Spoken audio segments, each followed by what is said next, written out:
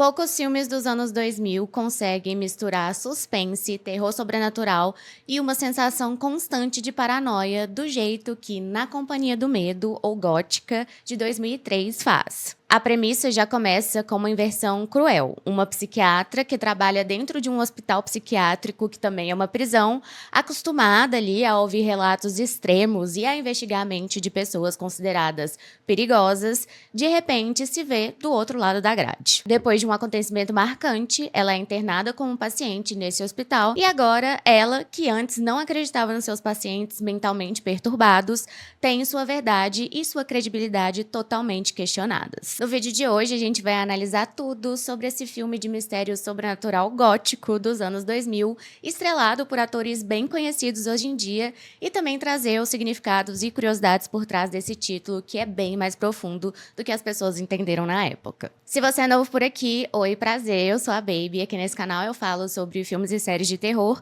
e curiosidades bizarras sobre os bastidores dessas produções assustadoras. Então, se você gosta desse mundo do terror, fica por aqui, se inscreve no canal, deixa seu like e seu comentário, e não esquece também de me seguir nas redes sociais, que eu vou deixar aqui na tela pra vocês. Quase todo dia tem vídeo curto e toda semana tem pelo menos 2 vídeos longos. Na Companhia do Medo, ou Gótica em inglês, foi dirigido pelo Matthew Kassovitz. Foi lançado em novembro de 2003 lá nos Estados Unidos e em março de 2004 aqui no Brasil. O filme tem no seu elenco estrelas do cinema como a Halle Berry, a Penélope Cruz e o Robert Downey Jr. Pois é, gente, elenco de peso que a gente vai falar mais sobre mais pra frente. A gente começa conhecendo a protagonista, a doutora Miranda Gray, uma psiquiatra que trabalha nessa instituição psiquiátrica forense que funciona como uma espécie de prisão voltada para as pessoas detidas que têm algum diagnóstico de transtorno mental e, por isso, não são encaminhadas para a cadeia convencional. Em vez disso, elas ficam presas nesse centro de custódia e tratamento e, no caso do filme, esse centro forense é exclusivamente feminino. Dentro desse hospital, a Miranda acompanha uma paciente chamada Chloe. A Chloe está internada ali porque ela matou o próprio padrasto, um homem que abusava dela, e depois dela ter assassinado ele, ela foi considerada insana e foi parar nesse hospital que ela tá agora. A Chloe começa a afirmar para Miranda que o diabo visita a cela dela todas as noites, e a Miranda tenta entender aquilo dentro de um olhar clínico. Ela não interpreta o que a Chloe tá falando como algo literal, e sim como uma manifestação simbólica do trauma da paciente, como se essa figura do diabo tivesse relação direta com o padrasto e com o abuso que ela sofreu. E aqui entra um dos temas mais fortes do filme. O que acontece quando ninguém acredita no que você tá dizendo? Dentro daquela relação ali de médico e paciente, a Chloe pode falar qualquer coisa e ainda assim a tendência é que tudo seja interpretado como delírio, manipulação ou um sintoma, principalmente porque ela é uma paciente psiquiátrica e também uma criminosa. Além disso, o filme mostra como as mulheres ali estão constantemente dopadas, medicadas e raramente parecem totalmente sãs, o que enfraquece ainda mais a credibilidade delas naquele sistema. A Miranda, frustrada e tentando conduzir o caso da Chloe, decide pedir orientação pro Doug, que é apresentado como o chefe dos psiquiatras ali daquele local. Ele dá conselhos pra Miranda, parece muito seguro do que tá dizendo, e a relação deles é mais íntima, porque além de superior e hierárquico, o Doug também é marido da Miranda. Os dois se beijam ali e se despedem porque naquele dia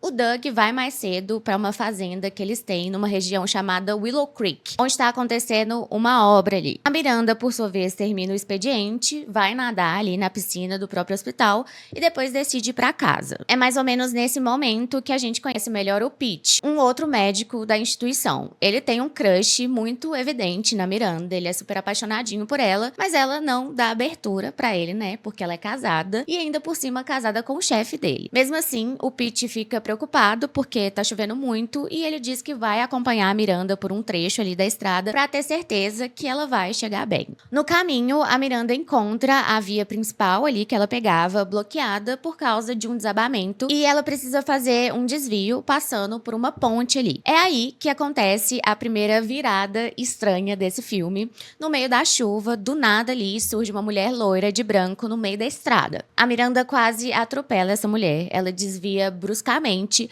bate o carro numa árvore e sai ali meio zonza. Ela tenta ajudar essa moça, ela diz que é médica, mas a moça permanece ali em choque, assustada, machucada, sem conseguir explicar nada. Então, vem uma cena que pra mim é muito marcante. A mulher, essa moça de branco, né, ela encosta na Miranda e como se fosse um tipo de curto-circuito ali sobrenatural, a Miranda pega fogo e imediatamente ela acorda no dia seguinte. Só que ela acorda dentro de uma cela, no mesmo hospital onde ela trabalhava. Agora ela é uma paciente ali.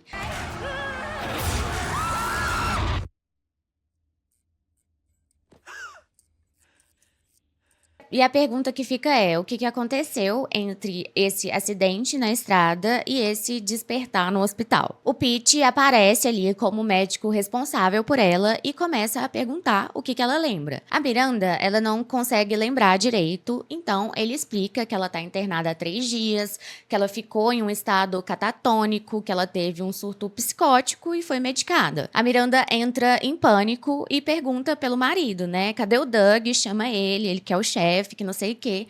Só que o Pete conduz a conversa pra uma coisa que ela não vai querer ouvir. E pede pra ela tentar lembrar ali do que aconteceu depois que ela tinha saído do hospital no final do expediente. A Miranda tenta reconstruir a linha do tempo. Ela fez datação, ela fez o desvio na estrada, ela viu uma mulher de branco e ela até tem flashes ali de ter chegado em casa e visto Doug, mas ela não lembra do resto. Então o Pete afirma com todas as letras que não existiu nenhuma mulher de branco naquela noite e que assim, quando você chegou em casa, querida, você simplesmente matou seu próprio marido de uma forma brutal. É isso que ele fala com ela. E sim, pelo visto isso realmente aconteceu. Esse fato da Miranda ter matado o Doug de uma forma brutal foi um fato, inclusive, tão marcante que saiu no jornal. Virou um caso grande de uma mulher que tinha matado o próprio marido brutalmente. E agora, né, a Miranda tá justamente na instituição em que ela trabalhava, aguardando pelo seu julgamento. Em um momento ali no refeitório do hospital, a Chloe chega na Miranda e fala: "Pois é, né, menina, agora você é uma de nós aqui.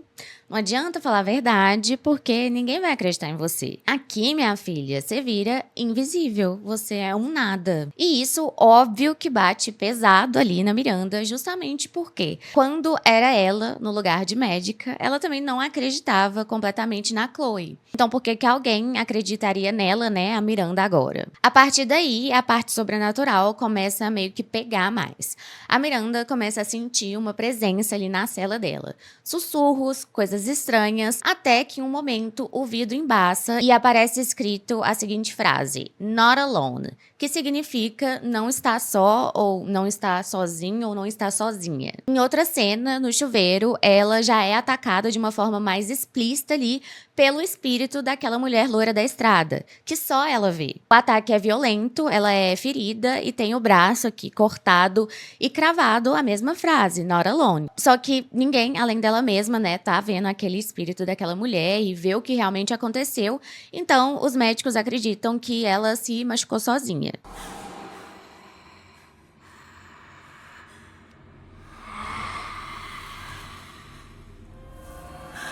A Miranda tenta trocar de médico porque ela não quer ser tratada por alguém que considera ela louca. E ela percebe que o Pete não acredita nela. Ele acha que ela tá surtando. Ela tenta até pedir ajuda pro Phil, que é o chefe ali do hospital, para poder trocar o médico responsável por ela, mas ele se recusa e mantém o Pete no caso, dizendo que ele é o melhor. Nesse período, ela recebe uma visita ali do advogado dela. Ela tá ali, né, provisoriamente nesse hospital psiquiátrico forense, aguardando o julgamento e a decisão se ela vai ser declarada inimputável por insanidade mental ou não. O advogado dela também não acredita nela. Ele diz que existem muitas provas contra ela, existem digitais dela, tudo tá contra ela e que a melhor estratégia seria alegar insanidade mesmo. É nesse contexto que aparece o xerife Ryan também, que além de ser o xerife da cidade, também era muito amigo do Doug e por isso ele tem um interesse pessoal ali naquele caso, né? E ele chega questionando a Miranda: por que que você fez isso? Por que que você matou seu marido daquele jeito? Ele te amava muito. Então ele pega e mostra fotos do corpo do Doug, revelando, né, a violência extrema do crime e a mensagem escrita na parede com sangue: Not alone. A Miranda entra em choque, né? Ela não consegue aceitar e ela percebe mais uma vez esse padrão Not alone ligado às evidências. No mesmo instante, o ferimento dela no braço aqui volta a sangrar, como se o sobrenatural estivesse tentando avisar ela ou culpar ela por alguma coisa, a gente não entende ainda. A Miranda passa a ter uns flashes mais claros do que aconteceu na ponte e começa a suspeitar de uma possessão. Aquela mulher loura talvez estivesse ali com ela, dentro dela, e o Not Alone poderia significar que ela não estava sozinha quando tudo aconteceu. Ela tenta explicar isso pro Phil, ele não compra a ideia, e durante essa conversa que ela tem ali com o chefe, ela vê um porta-retrato ali na mesa dele. E quem tá nesse porta-retrato é a moça loira da estrada. Quando ela aponta pro porta-retrato e diz: é ela, é essa moça que eu vi, o Phil responde que isso é impossível, porque aquela moça ali da foto é a Rachel, filha dele, que tá morta há quase 4 anos. A partir daí, né, a Miranda entende que ela tá lidando com o espírito da Rachel. Em um momento, ela desafia o espírito ali e fala: ó, se você tá aqui, me prova. Abre essa porta aí, me deixa fugir dessa prisão. E o espírito da Rachel realmente abre a porta da cela. A Miranda começa a tentar fugir ali pelos corredores, consegue acessar um computador e pesquisa sobre a Rachel. Ela acaba descobrindo que a moça tinha tirado a própria vida. Ao mesmo tempo, ela vê pelas câmeras que o espírito da Rachel tá perto da solitária, que é onde a Chloe tá no momento. A Miranda corre até lá, né, até a solitária, e olhando pela janelinha ali da porta, ela vê uma coisa bem perturbadora: o peito de um homem com uma tatuagem de uma mulher pegando fogo e a Chloe machucada. Ela grita, pedindo ajuda, tentando salvar a Chloe ali, mas acaba sendo capturada e levada de volta para sua cela. Quando o Pete vai falar com ela e tentar, né, acalmar ali um pouco a situação, a Miranda pergunta se a Chloe estava bem, se ela estava machucada e se ela tinha sido estuprada. Ele diz que não, que examinaram ela, que não aconteceu, mas a Miranda insiste que viu um homem lá dentro e que ele provavelmente então só não teve tempo, né, de cometer o abuso contra ela naquela noite. Ela descreve a tatuagem dizendo que parecia uma figura bíblica. E o Pete identifica o desenho como a Anima Sola, que é um arquétipo religioso popular no catolicismo, que representa a alma solitária sofrendo no purgatório, ou seja, uma alma que ainda não chegou ao céu e precisa de oração para ser aliviada e, no fim, libertada. Visualmente, ela costuma aparecer como uma mulher cercada por chamas, às vezes em um ambiente tipo um calabouço, com correntes quebradas e um gesto de súplica com as mãos erguidas ou voltadas para cima. As chamas simbolizam a purificação do purgatório e as correntes quebradas reforçam a ideia de que aquele sofrimento é temporário e que existe esperança de libertação. Essa imagem da Anima Sola é uma pista ali desse grande mistério que tá envolvendo o filme. Mas a Miranda deixa claro pro Pete que não é sobre simbolismo. Ela viu aquilo realmente tatuado no peito de um homem real dentro da solitária com a Chloe. Depois disso, durante um banho de sol ali, a Miranda procura a Chloe e diz com sinceridade que acredita nela. A Chloe até se emociona e abraça a Miranda porque finalmente alguém escutou, né? Só que em seguida ela sussurra uma coisa bem aterrorizante no ouvido ali da Miranda, que é: ele me disse que você vai ser a próxima. A Miranda volta para sua cela e sofre um ataque brutal ali do espírito da Rachel, que joga ela na parede, começa a bater nela, parece que quer prejudicar ela ali, né? Tá, tipo, espancando a mulher. As câmeras, né, mostram apenas a Miranda se debatendo sozinha. Então, os guardas, eles veem isso, correm achando que ela tá tentando tirar a própria vida. Eles vão até a cela junto com uma enfermeira. E nesse caos todo, a Miranda consegue pegar a chave da enfermeira, enganar os guardas ali e fugir. Começa, então, uma perseguição pelo hospital até ela alcançar a saída com a ajuda de um porteiro ali, que era amigo dela, e que entrega a chave do carro dele e diz pra ela: vai, filha. Ela dirige desesperada até a própria casa, onde a cena do crime tá ali bem intacta, cheia de sangue. E é ali que ela começa a recuperar as memórias com mais nitidez. Ela se vê chegando ali na casa com um machado na mão. Ela vê que foi ela mesma quem matou o Doug, que foi ela quem escreveu Not Alone na parede. E ao mesmo tempo, ela entende que aquilo não foi um ato consciente dela.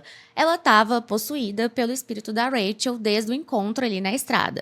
Mas então surge a grande pergunta, né? Por que que a Rachel possuiu a Miranda e matou o Doug então? O que que ele fez? Nesse momento, a Miranda tá ali olhando umas fotos antigas e chorando e se lamentando, que não sei o quê, quando uma gota de sangue cai sobre uma foto, marcando ali a fazenda que ela e o marido tinham em Willow Creek e que tava ali tendo obras. A Miranda então interpreta isso como um sinal e decide ir até lá. Na fazenda, ela faz uma descoberta horrível. Existe um porão escondido ali com uma cama, com correntes, com sangue, com uma câmera assim na frente filmando tudo. Quando ela assiste essas fitas que estavam na câmera, ela vê o Doug abusando de garotas e filmando tudo.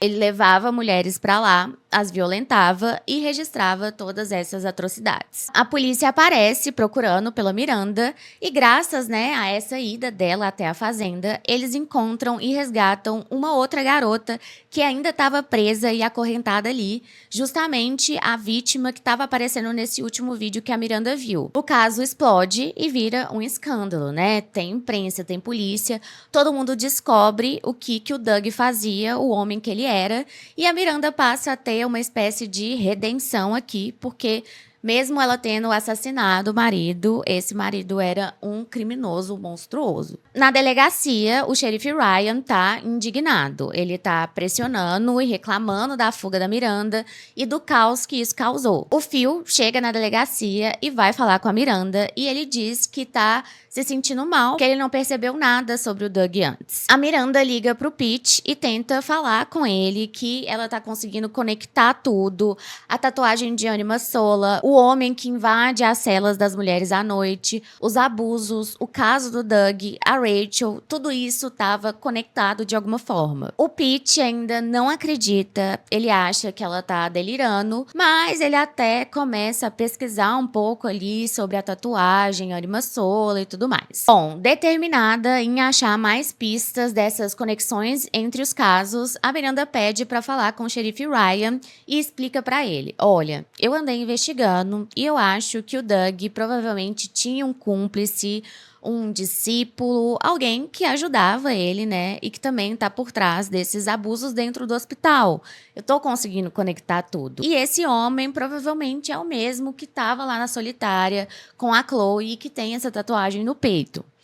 O xerife entra no jogo ali da Miranda e pede para que ela... O xerife entra no jogo ali da Miranda e pede para que ela analise como psiquiatra que tipo de pessoa seria essa pessoa que é o cúmplice do Doug. A Miranda começa a traçar o perfil. Alguém criado em um ambiente abusivo, com um pai ausente, com um apego distorcido com a mãe, tem uma distorção sexual que vira violência, um psicopata que consegue se passar por normal, mesmo sendo alguém que poderia até ter torturado animais quando era criança. E aí, nessa troca, ela percebe e ele confirma que o cúmplice é ele mesmo, é o Ryan, o xerife Ryan.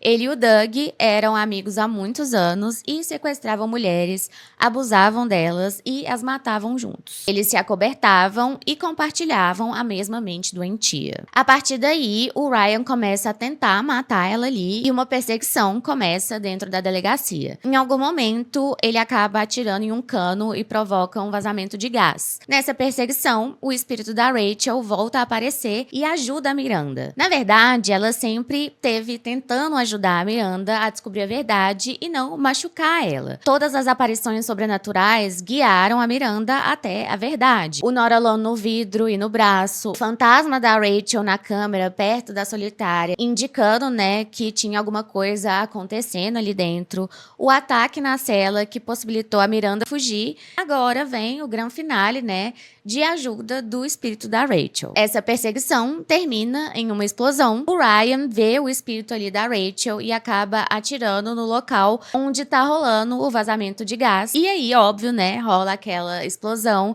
ele se vê em chamas com o corpo inteiro pegando fogo. Ele vira, né, a própria representação da tatuagem Anima Sola, a mulher em chamas, só que agora é ele queimando. Pra finalizar, a Miranda ainda dá um tiro na cabeça dele pra encerrar tudo de vez, garantir que ele ia morrer mesmo. Ela vê o Pete ali pela janela e ele pede desculpa por não ter acreditado nela, por não ter ouvido ela de verdade. Pois é, agora é fácil, né, pedir desculpa. No final, depois de ter se passado um tempo ali, a Miranda e a Chloe estão finalmente livres. Elas estão ali caminhando na rua, se abraçam, se despedem e surge uma conversa sobre uma tal de porta que foi aberta quando o espírito da Rachel apareceu. A Miranda garante que fechou essa porta, essa conexão espiritual, e a Chloe torce para que isso seja verdade, mesmo ali ela talvez sabendo que não é. Só que logo depois, a Miranda vê um garotinho prestes a ser atropelado por um caminhão. Ela se desespera, corre para ajudar, mas o caminhão atravessa o menino como se ele não fosse físico, ou seja, ele é um espírito. E aí, o filme termina deixando essa ideia no ar, né? Depois de tudo que aconteceu, parece que a Miranda passou a enxergar espíritos como se aquele portal aberto pela Rachel tivesse deixado uma conexão ativa e agora outras almas podem estar tentando alcançá-la para poder pedir ajuda. E, no fim das contas, o significado final de Not Alone se completa. Além de você não estar sozinha e a Rachel não foi a única vítima, a frase Not Alone também aponta para a resolução do mistério. O Doug não agia sozinho, ele tinha um parceiro e esse parceiro era o xerife Ryan. Para mim, o ponto forte de Na Companhia do Medo é que o tema sobrenatural vira uma linguagem para poder falar de outra coisa. O terror de não acreditar em você, né? A protagonista é uma médica respeitada que de um dia para o outro perde o lugar de fala, perde a autoridade e passa a ser tratada como um caso ali dentro do hospital. O filme inteiro te coloca dentro desse gaslight institucional que você vê algo, você sente algo, tem uma marca ali no corpo da mulher, tem um sinal na parede e o sistema responde com isso é coisa da sua cabeça. Por isso, o filme bate tão forte com o tema de vítimas invisibilizadas por instituições, por autoridades, por pessoas no poder, por homens no poder, né, gente? Basicamente. Estamos vendo aí Epstein e os caralho a quatro, já teve vários outros antes. E aí entra a questão simbólica do Not Alone. No começo parece ser só uma frase de um fantasma ali, uma ameaça, um aviso meio genérico de filme de assombração. Só que conforme a trama avança, a frase vai mudando de sentido. E isso é bem anos 2000 mesmo, de um jeito bom, tá? O terror mainstream da época amava uma pista visual, um plot twist e esse estilo de verdade meio escondida. A Dark Castle Entertainment, produtora do filme, tinha bem essa vibe nos filmes que ela lançava. O Not Alone, né, não está sozinho, deixa de ser só uma assombração e vira uma denúncia, né? Não foi uma pessoa isolada, não foi um ato único, não foi um caso individual. Existe um padrão ali, existe uma rede, existe cumplicidade entre dois homens. E quando o filme coloca essa descoberta dentro de um espaço forense, um lugar que devia, né, na teoria, proteger e tratar, ele tira o conforto ali do espectador e faz a gente perceber que o medo, na verdade, nem tá no espírito. Ele tá no jeito que essa instituição normaliza toda aquela violência. E isso conversa muito com o contexto do terror no começo dos anos 2000. Era uma década em que o gênero estava super vivo e bem híbrido. Teve ali um boom do sobrenatural investigativo e dos remakes de sucesso. O Chamado, por exemplo, que eu fiz vídeo aqui no canal, é o último vídeo, inclusive, ajudou a popularizar remakes de terror asiático dentro do mainstream estadunidense. Ao mesmo tempo em que outras vertentes mais brutais iam ganhando espaço logo. O público meio que consumia de tudo, desde filme com muito jumpscare até um terror mais cruel e brutal. Na Companhia do Medo é um terror, viu? Tem fantasma, tem ataque físico, tem uma atmosfera opressiva, mas a estrutura dele é de mistério e suspense sobrenatural, quase que um thriller de investigação dentro de um manicômio. E isso tem muito aquela vibe de não querer vender o filme como um terror pra ter menos chance de fracasso. Enfim, como era um filme também com elenco de peso, acho que eles ficaram com medo de embalar ele dentro do terror oficialmente, mas ele é bem terror mesmo. E olha só, a crítica não foi muito boa com o título, o que eu discordo, tá? Porque eu acho que ele fala de um tema bem profundo e eu gostei de como foi apresentado. Mas enfim, na época do seu lançamento, chamaram o filme de estiloso mais bobo, com uma premissa ótima, mas uma execução com clichês, com um diálogo ruim e um plot twist muito absurdo, o que eu zero acho absurdo, mas enfim. E tem um detalhe importante, em 2003, muita crítica ainda vinha com um desprezo por esse pacote de terror de estúdio, com uma estética mais polida, um susto mais calculado e uma reviravolta final. Parecia que aquilo estava muito normal, estava muito clichê e que era um produto e não um filme a ser levado a sério. Só que, ironicamente, na Companhia do Medo, estava falando de algo extremamente sério na época, mas embrulhado nesse formato mais pop. No fim, eu acho que a melhor forma de entender o filme é realmente aceitar a proposta dele. Não é um terror minimalista e sutil, é um thriller sobrenatural, barulhento, molhado, gótico, com muito susto e muita pista visual, usado para encenar uma pergunta bem incômoda. O que acontece quando você sabe que algo terrível aconteceu, mas ninguém te reconhece como uma fonte confiável? Quando você sai do papel de especialista e vira uma paciente acusada, histérica e delirante. O que rola? A ambientação de Na Companhia do Medo também é muito marcante. Ela é praticamente um personagem do filme, porque ela não serve só para dar o clima, né? Ela empurra a história o tempo todo na direção do desconforto e da dúvida. A instituição onde a Miranda trabalha, né, esse hospital psiquiátrico forense, que também é uma prisão, é mostrada como um lugar frio, úmido, enorme e opressivo, com corredores longos, portas pesadas, grades, janelas pequenas e uma sensação constante de que você está sendo observado. E isso reforça o tema central do filme. Quando você está ali dentro, a sua palavra vale menos. A sua percepção pode ser descartada como surto e você perde o controle da sua própria narrativa. Não é à toa que quando a Miranda vira paciente, o mesmo espaço que antes era o local de trabalho dela vira um labirinto de confinamento ali, onde tudo parece possível, desde o sobrenatural até a manipulação humana e onde ela não consegue provar nada pra ninguém. A estética gótica também conversa diretamente com a trama. A chuva é quase que permanente, a fotografia mais escura e azulada, a arquitetura que lembra ali um castelo, os ambientes com sombras e uma luz dura cria essa sensação de mundo mais sombrio, como se a realidade estivesse sempre meio que fora do lugar. E isso combina com o ponto de vista da Miranda, que está sem memória, medicada e desacreditada. A ambientação faz a gente sentir que ela tá presa num pesadelo ali, acordada, sem saber o que é lembrança, o que é alucinação e o que é real. Gente, e não tem como falar desse filme e não falar desse elenco de estrelas, né?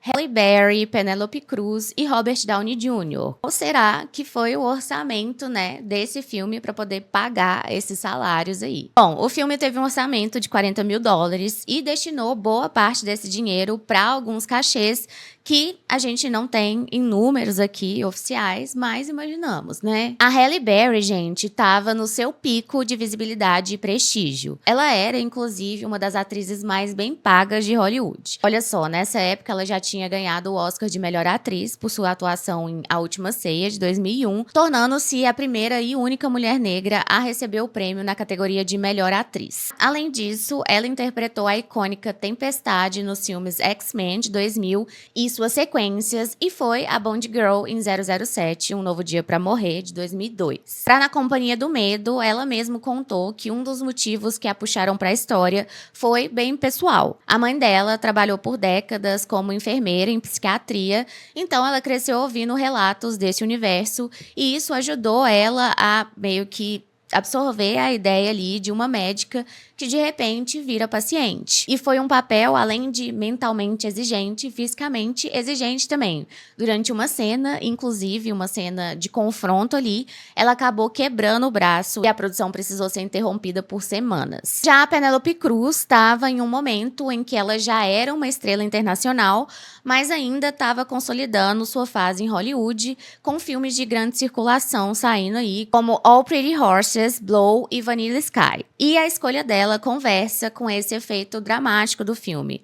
A personagem pede uma imagem menos glamurosa, e inclusive a atriz já falou abertamente sobre essa experiência, né, de se ver desglamorizada em cena. E o Robert Downey Jr., gente, entra ali numa fase em que ele estava tentando limpar a imagem dele em Hollywood.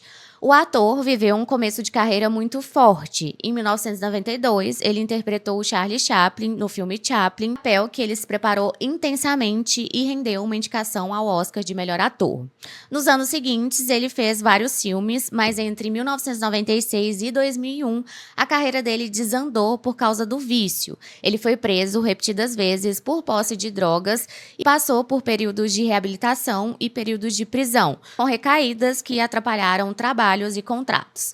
Mesmo assim, no começo dos anos 2000, ele teve um renascimento ali na TV, na série Ally McBeal, chegando a ganhar reconhecimento e prêmio, mas voltou a ser preso e acabou demitido da série, além de perder papéis e projetos. A virada real só veio quando ele decidiu buscar ajuda de vez, depois da última prisão que ele teve em 2001. Ele passou por tratamento, ficou em situação financeira e profissional bem difícil e começou a reconstruir a carreira passo a passo. O Mel Gibson ajudou a viabilizar o retorno do amigo ao cinema em 2002, pagando um seguro para ele trabalhar em The Sing Detective. A partir daí, ele voltou a pegar filmes maiores, incluindo Na Companhia do Medo, mas ainda com medidas de segurança. O produtor Joe Silver, de Na Companhia do Medo, chegou a reter parte do salário dele, mais ou menos 40%, até o fim das filmagens, como garantia por causa do histórico de recaídas que o ator tinha. Pois é, babado, né, gente? Eu não sabia dessa história do Robert Downey Jr., eu só conhecia ele como Homem de Ferro e isso. No fim, esse grande elenco contribuiu sim tanto para a trama quanto para o faturamento. O filme arrecadou mais de 140 milhões de dólares mundialmente e mesmo que não tenha agradado tanto a crítica, é um filme bem marcante, um terror bem subestimado dos anos 2000 que vale a pena assistir, tá? Então assistam. E se você já assistiu, me conta aqui nos comentários, me conta se você sabia dessas análises e curiosidades por trás dessa obra aí dos anos 2000. Comenta aqui embaixo sua opinião e não esquece de se inscrever no canal, deixar seu like, me seguir nas redes sociais e também se aparecer o botão de hypar aí pra vocês, hype esse vídeo pra ajudar o canal a crescer. Beijos aterrorizantes e até o próximo vídeo.